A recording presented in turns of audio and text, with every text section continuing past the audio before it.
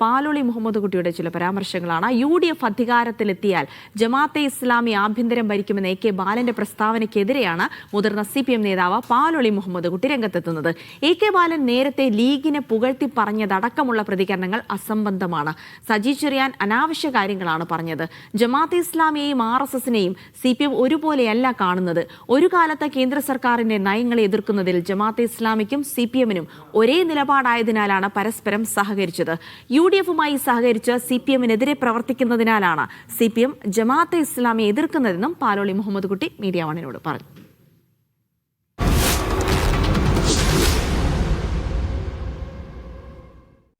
ഇപ്പോൾ ഈ മുതിർന്ന നേതാവായ തങ്ങളുടെ സഹപ്രവർത്തകനും സഹമന്ത്രിയൊക്കെ ആയിരുന്ന AK ബാലന്റെ ഒരു പ്രസ്താവന, അത് UDF അധികാരത്തിൽ വന്നാൽ ജമാഅത്ത് ഇസ്ലാമി ആയിരിക്കും ഭരിക്കുക എന്നും ഒന്നാം ആറാടും രണ്ടാം ആറാടും അല്ല അതിനപ്പുറവും സംഭവിക്കുമെന്ന് പറഞ്ഞു. അതിന് മുഖ്യമന്ത്രി അനുകൂലിക്കുകയും ചെയ്തു. ഇത്തരം പ്രസ്താവനയൊക്കെ എങ്ങനെയാണ് കാണുന്നത്?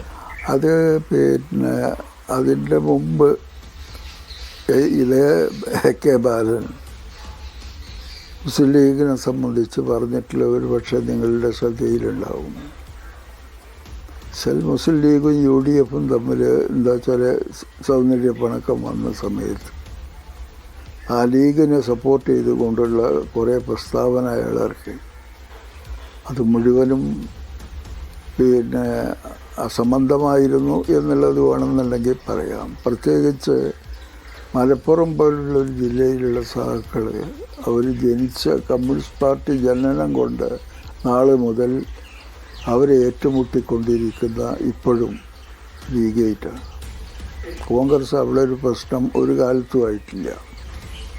കോൺഗ്രസ് ഞങ്ങളെപ്പോലെ തന്നെ മുസ്ലിം ലീഗിൻ്റെ ആക്രമണം നേരിട്ട് വളർന്നിട്ടുള്ള പാർട്ടിയാണ് അവിടെ.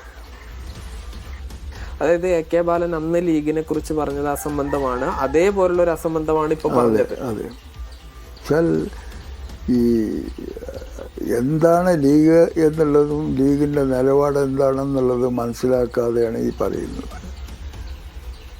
മുസ്ലിം ലീഗ് എന്ന് പറഞ്ഞിട്ടുണ്ടെന്നുണ്ടെങ്കിൽ അവർ 1952 തെരഞ്ഞെടുപ്പുണ്ടായി മദ്രാസ് നിയമസഭയിലേക്ക്.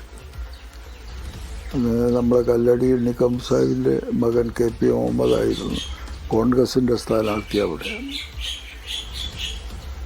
കമ്മ്യൂണിസ്റ്റ് പാർട്ടിയുടെ സ്ഥാനാർത്ഥി സാധു P അഹമ്മദ് കുട്ടി മലപ്പുറം. മാധ്യമത്തിൽ എഴുതിയിട്ടുള്ള അവിടെ ചെന്നു ആദ്യം തന്നെ എതിർപ്പ് വന്നു, തിരിച്ചു പോന്നു എന്നുള്ളതല്ല, എല്ലാ സ്ഥലത്തും പോയി.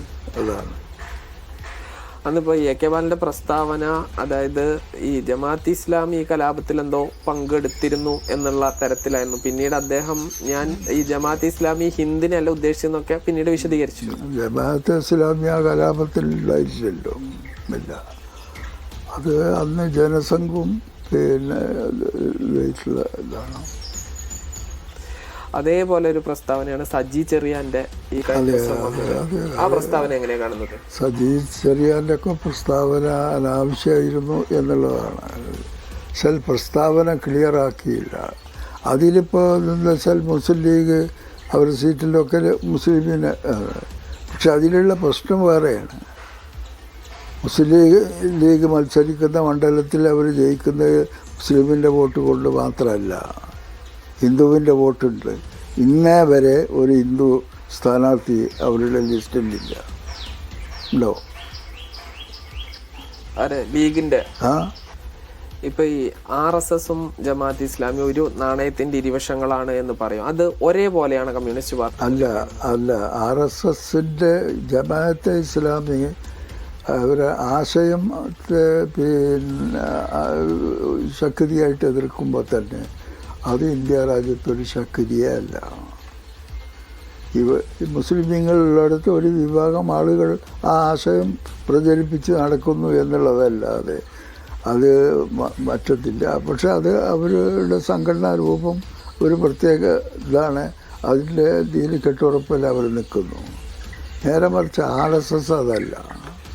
അത് വളരെ അപകടമാണ്. അത് ഹിന്ദുക്കളെയും സംരക്ഷിക്കാൻ കഴിയില്ല, മുസ്ലിമുകൾ എല്ലാ ജനവിഭാഗങ്ങളിലും അത് പിന്നെ വിഷവിത്ത് ആണ് ഉണ്ടാക്കുന്നത്. അതാണ്. ഇപ്പൊ ഈ ഒരു കാലത്ത് ഈ ജമാഅത്ത് ഇസ്ലാമിയായിട്ട് നിങ്ങൾ തെരഞ്ഞെടുപ്പിൽ വരെ ഒക്കെ സഹകരിച്ചിരുന്നു. പക്ഷെ ഇന്ന് അത് ഭയങ്കര ഒരു ശത്രു പക്ഷത്തായിട്ടാണല്ലോ കാണുന്നത്. അതെ, അന്ന് ഞങ്ങൾ എതിർക്കുന്ന കാര്യത്തിൽ അവർക്ക് അനുകൂലമായിരുന്നു. കേന്ദ്ര ഗവൺമെൻറ്റിനെ ഞങ്ങൾ അക്കാലത്ത് എതിർക്കുന്ന വിഷയമുണ്ടല്ലോ, അതിൽ അവരും തൽപരരായിരുന്നു. അതുകൊണ്ട് ഞങ്ങൾ നിർത്തിയിട്ടുള്ള സ്ഥാനാർത്ഥികളെ അവർ വോട്ട് ചെയ്തു. ഇതല്ലാതെ അവരായിട്ട് എന്ത് ബന്ധമുണ്ടാക്കാൻ അവർ മത്സരിക്കുന്ന പാർട്ടി അല്ലല്ലോ. ഇപ്പൊ ഇത്രമാത്രം എതിർക്കപ്പെടേണ്ട കാര്യമുണ്ടോ? ഇത്രമാത്രം എതിർക്കപ്പെടേണ്ട എന്ന് പറഞ്ഞിട്ടുണ്ടെങ്കിൽ അവരുടെ ആ വർഗീയ നിലപാടുണ്ടല്ലോ, അത് ശക്തിപ്പെടുത്തി മറ്റുള്ളവരുമായി സഹകരിച്ച് മുന്നോട്ട് പോകുന്ന ഒരു കാഴ്ച മുമ്പ് അവർക്കില്ല, ഇപ്പോൾ അവർക്കതുണ്ട്. അതായത് UDF അതെ. UDF-ഉമായിട്ട് ഈ വെൽഫെയർ പാർട്ടിയൊക്കെ സഹകരിക്കുന്നതാണ് ഇപ്പോ നിങ്ങൾ എതിർക്കുന്നതിന്റെ കാരണം? അല്ല, അവർ കുറെ കൂടി തീവ്രമായിട്ടുള്ള നിലപാടിലേക്ക് അവർ മാറി. പണ്ടത്തേതിൽ നിന്ന് പണ്ട് അവരുടെ ആശയം പ്രചരിപ്പിക്കലായിരുന്നു. ഇപ്പോൾ ആ ആശയം കുറെ കൂടി കടുപ്പിച്ച് മറ്റുള്ളവരെ കൂടി കൂട്ടി യോജിപ്പിച്ചുകൊണ്ട് കമ്മ്യൂണിസ്റ്റ് പാർട്ടിക്കെതിരായിട്ട് അവരിങ്ങോട്ട് ആക്രമിക്കുന്ന ഘട്ടത്തിൽ പിന്നെ ഞങ്ങൾ എതിർക്കാതിരിക്കും. പണ്ട് അതല്ലല്ലോ.